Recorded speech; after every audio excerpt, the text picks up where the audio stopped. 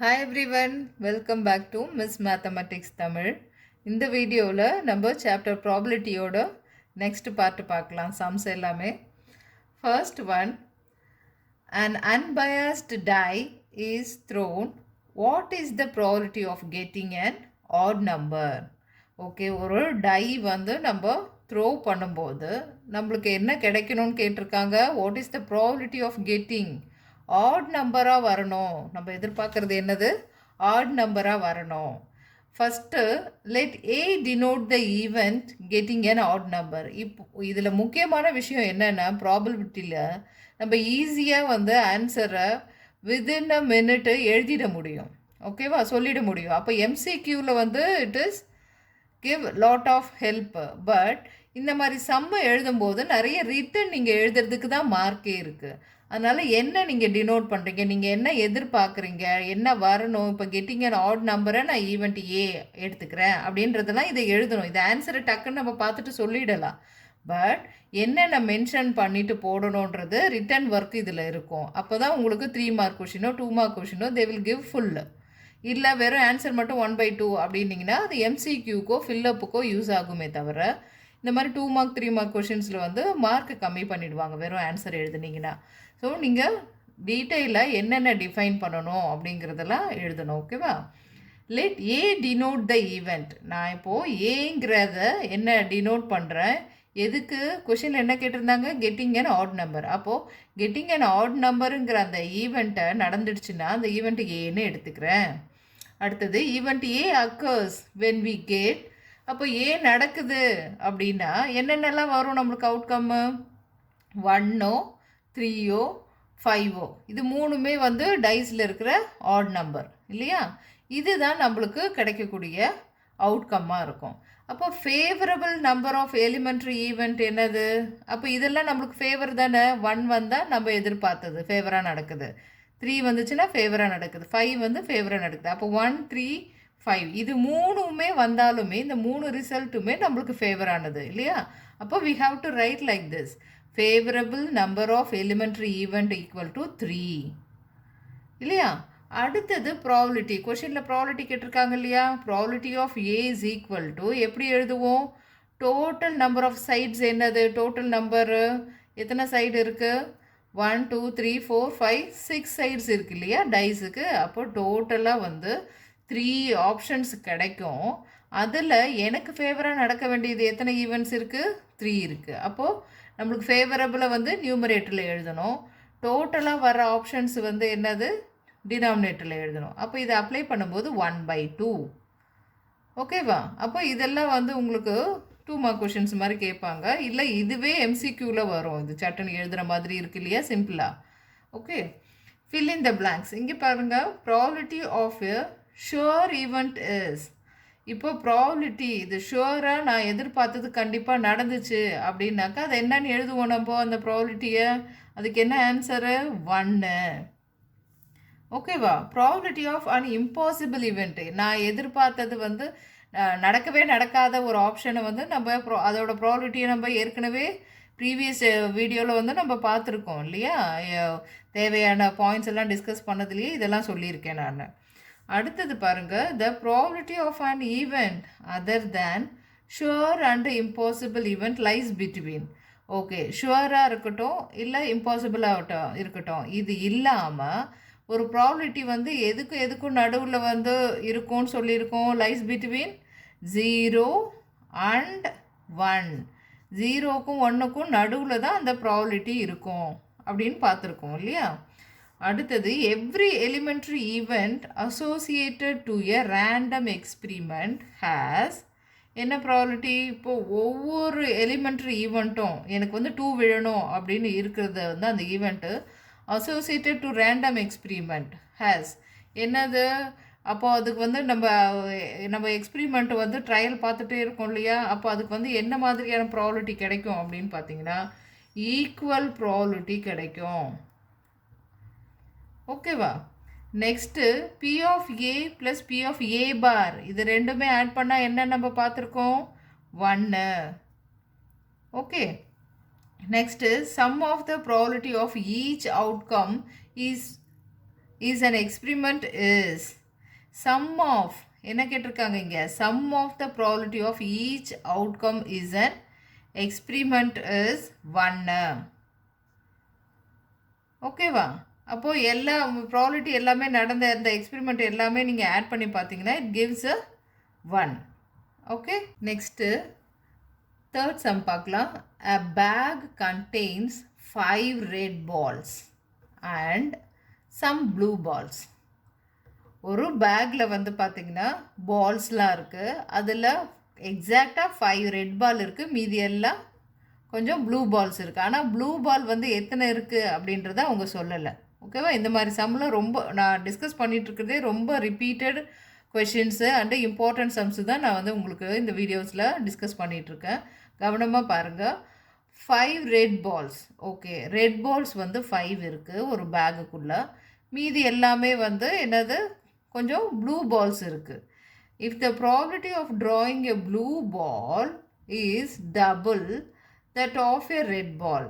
அப்போ அவங்க ஒரு கண்டிஷன் ஒன்று சொல்லிட்டாங்க. ஏன்னா நம்மளுக்கு எக்ஸாக்டாக இது எத்தனைன்னு சொல்லலை இல்லையா? ரெட்டு மட்டும் 5 இருக்குது, ப்ளூ வந்து சம் அப்படின்னு தான் சொல்லியிருக்காங்க. அதுக்கு ஒரு ஹெல்ப்புக்கு இன்னும் வேறு எதாவது இருந்தால் தான் நம்ம சம்மை ப்ரொசீட் பண்ண முடியும். அதுக்கு என்ன சொல்லியிருக்காங்க? Probability of drawing a blue ball is double that of. அப்படின்னா என்னன்னு பாருங்கள். அதுக்கு கொடுத்துருக்காங்க. Find the number of blue balls இந்த பேக்குன்னு கேட்டிருக்காங்க. Okay, let there be X blue balls இந்த பேக். நம்ம என்ன பண்ணிக்கிறோம், நம்மளுக்கு தெரியாது இல்லையா ப்ளூ பால் எத்தனை இருக்குன்னு. அதனால் எக்ஸ் ப்ளூ பால்ஸ் இருக்குது அப்படின்னு சொல்லிட்டு நம்ம எழுதியிருக்கோம். அப்போ டோட்டல் நம்பர் ஆஃப் பால்ஸ் இந்த பேக். அப்போ பேக்குக்குள்ளே இப்போ எவ்வளோ பால்ஸ் இருக்கும்? 5 red ball, X blue balls. அப்போ ரெண்டுத்தையும் ஆட் பண்ணால் 5 + எக்ஸ் பால்ஸ். டோட்டலாக பேக்கில் 5 + எக்ஸ் பால்ஸ் இருக்குது. இப்போது probability of A. Probability of ஏன்றதை வந்து நான் என்ன பண்ணியிருக்கேன் பாருங்கள். Probability of drawing a blue ball. நான் எடுக்கிறது வந்து ப்ளூ பாலாக இருந்துச்சுன்னா டோட்டல் எவ்வளோ? கீழே இருக்கிறது எப்போவுமே டோட்டல் தானே எழுதணும். 5 + எக்ஸில் ப்ளூ பால்ஸ் மொத்தம் எத்தனை? எக்ஸ் பால்ஸ் இருக்குது. அப்போ இதில் ஏதாவது ஒன்று வரும் இல்லையா? அப்போது அதுதான் இங்கே எழுதியிருக்கோம் ப்ராபபிலிட்டி. அடுத்தது probability of drawing a red ball. நான் எடுக்கக்கூடிய இப்போ பேக் உள்ள கையை விட்டுட்டு ஒரு பால் எடுக்கிறேன், அது ரெட்டாக இருக்கணும்னா இந்த டோட்டல் பால்லேருந்து எதுலேருந்து வரும்? அந்த 5 ரெட் பால்லேருந்து தான் நான் ஒன்று எடுக்க முடியும். அப்போது அந்த எத்தனைன்றது மேலே நியூமரேட்டரில் எழுதணும். ஓகே, என்ன கண்டிஷன் கொடுத்துருந்தாங்க? ப்ராபபிலிட்டி ஆஃப் ஏ, அதாவது ப்ளூ பால் வர்றது இங்கே படித்து பாருங்கள். Probability of drawing a blue ball is double that of red ball. அப்போது ரெட் பாலோட ப்ராபபிலிட்டி இருக்கும் இல்லையா, அதோட 2 மல்டிபிள் பண்ணணும். இங்கே சொல்லியிருக்காங்கல்ல டபுள்னு சொல்லிட்டு. ஸோ இது கிவன். ஓகேவா? இங்கே எப்போவுமே ஏற்கனவே சொன்னது தான், கொஷினில் என்னென்னன்றதை டீட்டெயிலாக எழுதுங்க.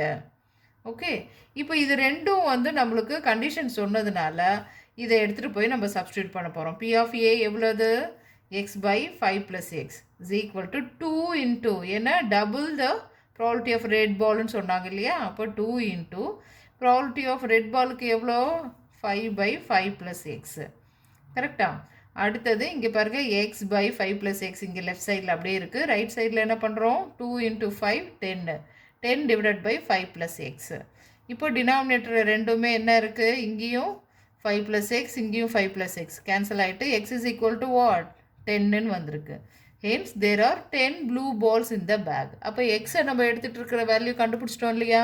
அப்போ how many balls blue balls பேக்குள்ளே இருக்கும் அப்படின்றதையும் சொல்லிட்டோம்.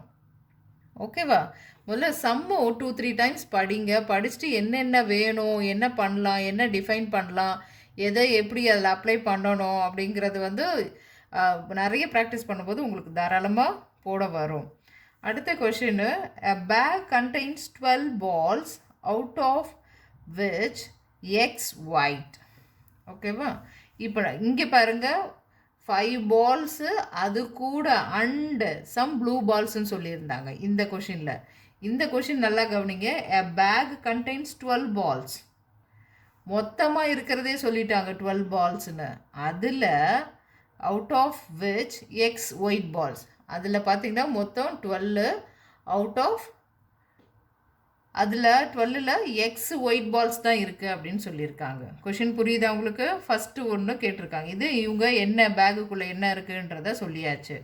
First question, if one ball is drawn at random.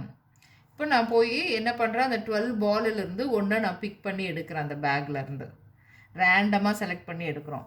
What is the probability that it will be a white ball? நான் வந்து உள்ளேருந்து எடுக்கிறேன் அப்படின்னா அது ஒயிட் பாலாக இருக்கணும்னா என்ன ப்ராபபிலிட்டி அப்படின்னு ஒரு கொஷின் கேட்டிருக்காங்க. ஓகேவா? எப்படி சொல்லுவோம், நம்ம டோட்டலில் வந்து டினாமினேட்டர் எழுதுவோம், எவ்வளோ ஒயிட் பால்ஸ் இருக்குன்றத நியூமரேட்டரில் எழுதுவோம். ஓகேவா? செகண்ட் கொஷின் பாருங்கள், இஃப் 6 more ஒயிட் பால்ஸ். இப்போது ஃபஸ்ட்டு அந்த கொஷின் முடிஞ்ச உடனே ஒரு 6 ஒயிட் பால்ஸை எக்ஸ்ட்ரா அந்த பேக்குக்குள்ளே போட்டுடுறாங்க.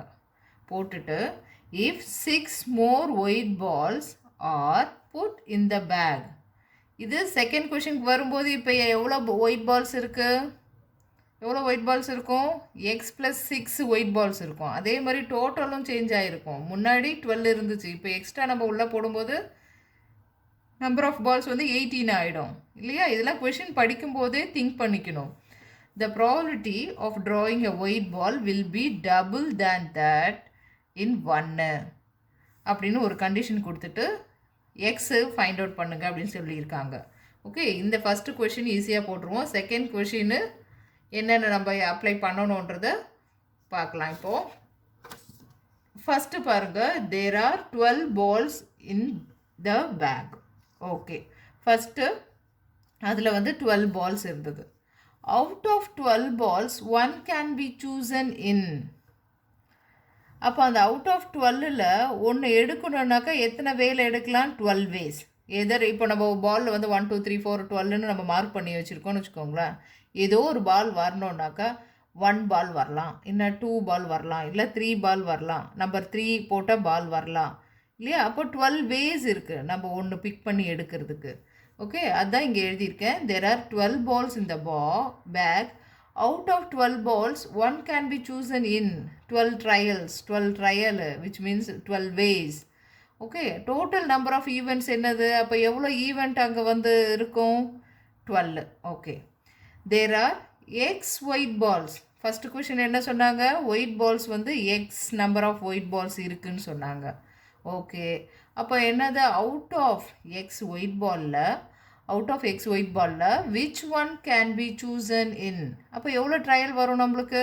இருக்கிறது எக்ஸு. அப்போ அந்த எக்ஸிலேருந்து தான் நம்ம எடுக்க முடியும் இல்லையா? அப்போ எக்ஸ் வேஸில் எடுக்கலாம்.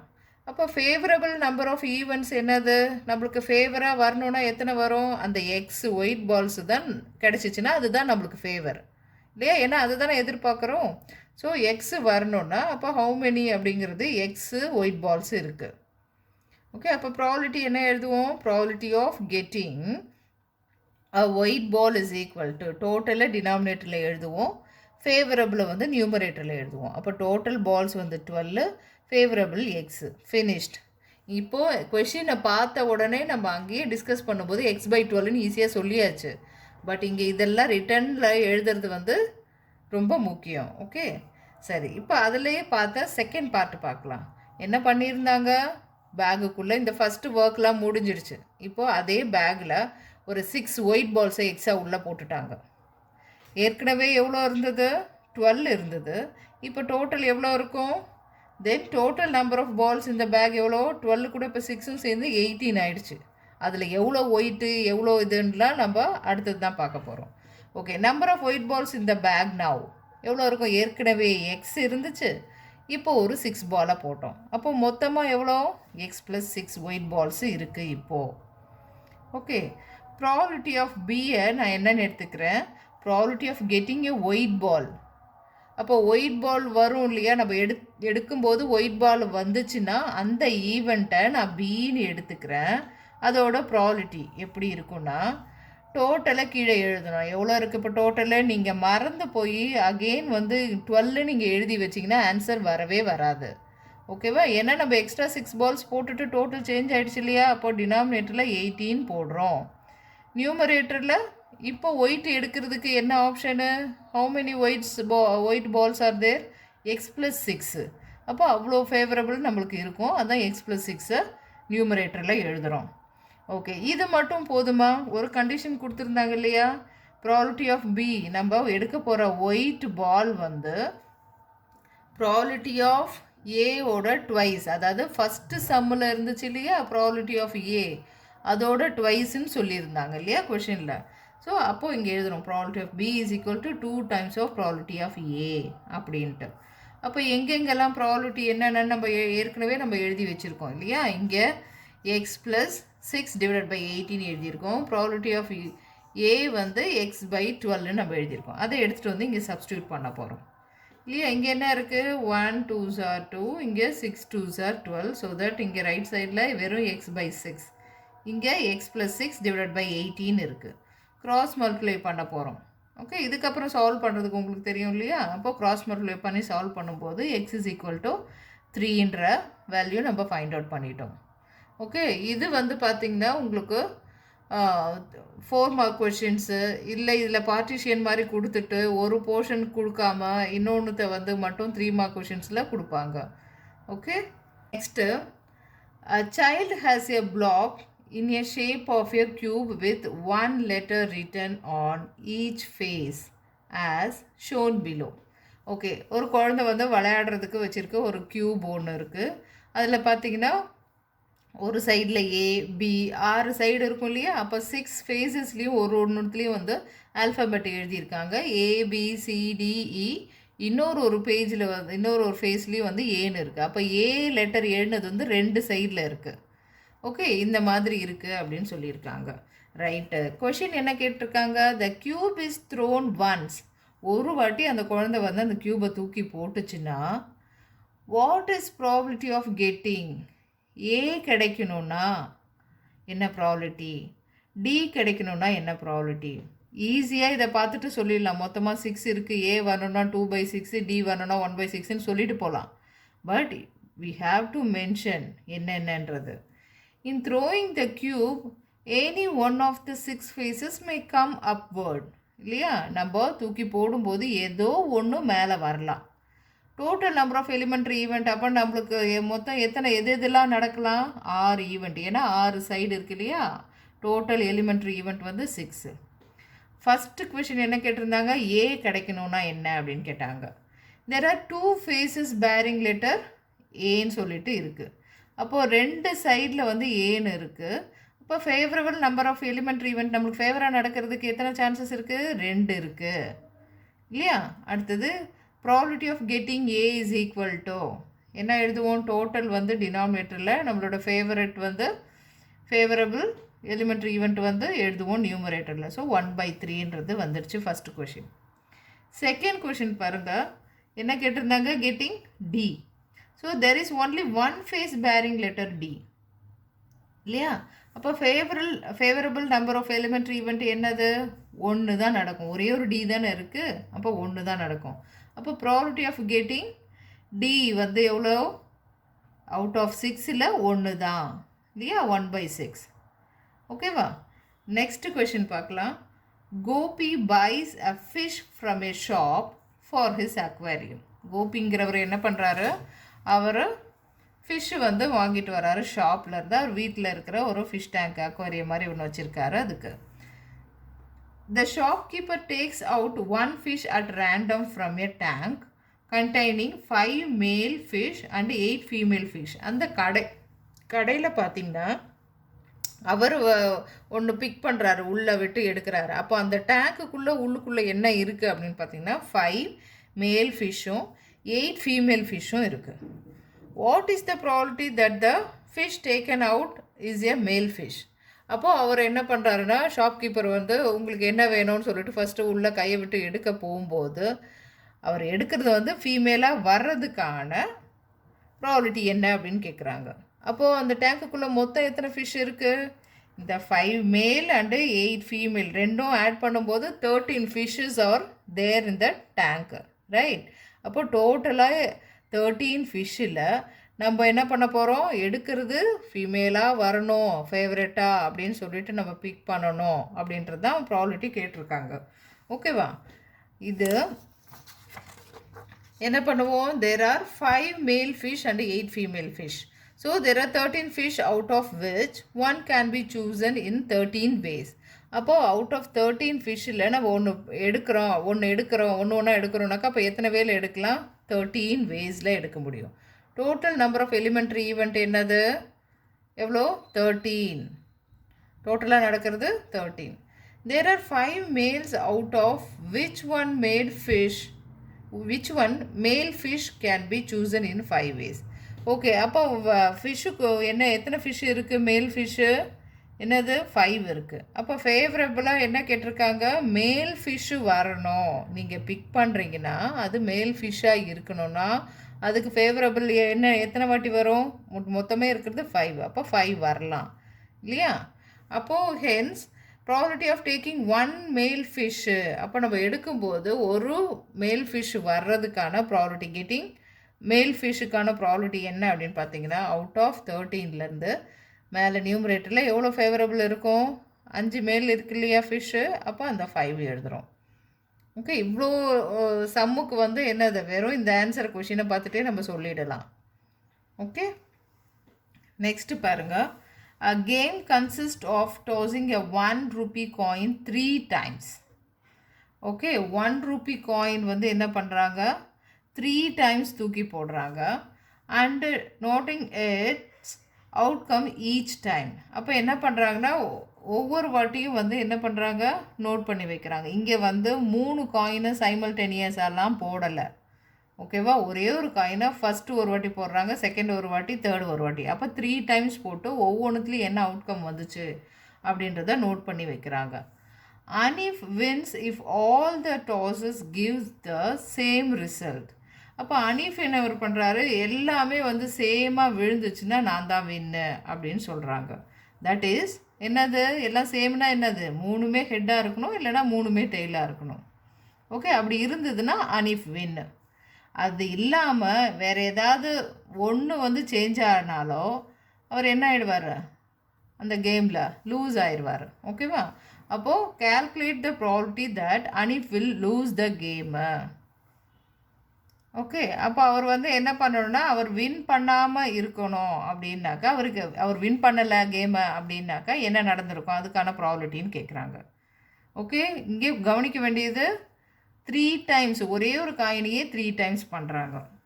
Okay, when a coin is tossed 3 times என்னென்னலாம் வரும் பாருங்கள்.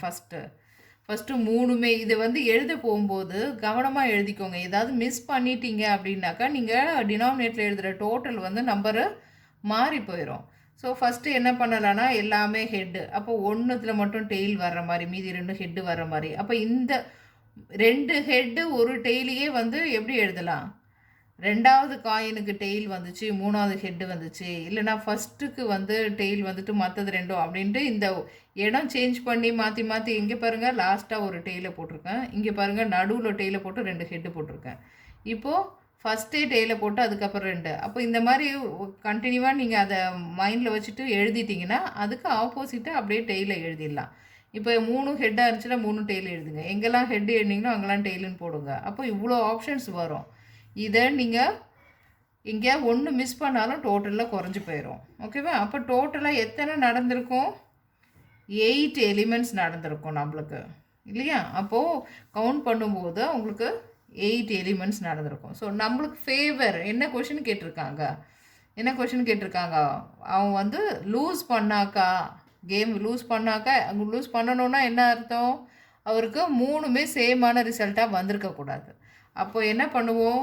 இதுவும் வந்திருக்கக்கூடாது, இதுவும் வந்திருக்கக்கூடாது. இது 2மே 3 ஹெட்டோ 3 டெய்லோ வந்து தான் வின் பண்ணியிருப்பாங்க. இதை தவிர்த்து மீதி 6 தான் நம்ம கண்டுபிடிக்க போகிற ப்ராபபிலிட்டியோட ஃபேவரபிள் ஈவெண்ட்ஸ். ரைட்டா? அப்போ 1 2 3 4 6. அப்போ இந்த 6 ஈவெண்ட்ஸை தான் இங்கே எழுதுகிறோம். ஸோ ஃபேவரபிள் அவுட்கம்ஸ் ஆர் இது. அப்போ how many favourable outcomes? 6. Okay, hence probability of Hanif will lose the game. அப்போது ஹனீஃப் வந்து கேமை லூஸ் பண்ணுறதுக்கான ப்ராபபிலிட்டி எவ்வளோனா அவுட் ஆஃப் 8லேருந்து இந்த 6 ஃபேவரபிள் வந்ததுன்னா அவங்க லூஸ் பண்ணிடுவாங்க, ஏதாவது இதில் ஒன்று வந்தாலே இல்லையா? அப்போ இதை கேன்சல் பண்ணும்போது 2மே வந்து 2ஆல் கேன்சல் பண்ண முடியும். 3 2s are 6, 4 2s are 8. அப்போது ப்ராபபிலிட்டி என்ன ஆன்சர் வந்தது? 3/4. ஓகேவா? இப்போது இந்த வீடியோவில் நம்ம டிஸ்கஸ் பண்ண சம்ஸு இதெல்லாமே உங்களுக்கு புரிஞ்சிருக்குன்னு நினைக்கிறேன். அடுத்த பார்ட்டில் மீதி இருக்கிற சம்ஸை நம்ம டிஸ்கஸ் பண்ணலாம். தேங்க்யூ.